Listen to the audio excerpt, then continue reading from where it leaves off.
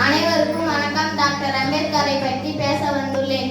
சுதந்திரம் என்பது காந்தியடிகள், நேரு போன்ற பல தேசிய தலைவர்களை பற்றி பேசும் நம்மில் பலர் அம்பேத்கரை மறப்பது இயல்பாகவே நடந்து விடுகிறது. குறிப்பிட்ட சமூக மக்களுக்காக மட்டுமே அவர் பாடுபட்டார் என்ற தட்டையான கருத்தும் உண்டு.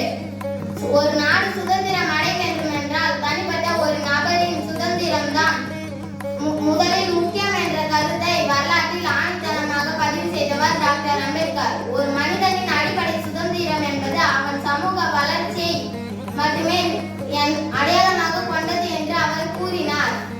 Doctor B.R.. அம்பேத்கர் சமத்துவத்தின் அடையாளமாக பார்க்கப்படுகிறார். தாழ்த்தப்பட்ட சாதியினர் அல்லது தீண்டத்தகாதவர்களுக்கு எதிரான பாகுபாட்டை அவர் தடை செய்து நம் நாட்டு மக்களிடையே சமத்துவத்தை நிலைநாட்ட விரும்பினார்.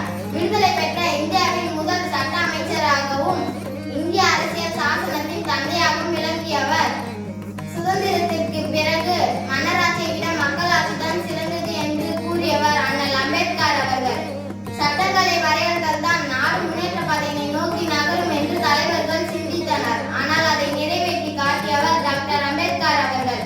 ஒரு நாடு முன்னேற்ற பாதையில் வளர வேண்டும் என்றால் அந்த நாட்டில் சட்டங்கள் ஒழுங்காக இருக்க வேண்டும் என்பதை உணர்ந்து சட்ட அமைச்சராக பொறுப்பேற்றார் பீமாராவ் ராம்ஜி அவர்கள். நாட்டில் கல்வி, சுதந்திரம், பெண்களுக்கான எதிரான கொடுமைகள் இவற்றையெல்லாம் இந்த சமூகத்தில் அனைவரும் பெற வேண்டும் என்று முதல் தலை சிறந்த ஒரு அரசியலமைப்பு சட்டத்தை இயற்றினார். இவரின் சட்டங்கள் யாவும் ஒடுக்கப்பட்ட மக்களை காப்பாற்றுவதற்காகவும் பெண்களுக்கான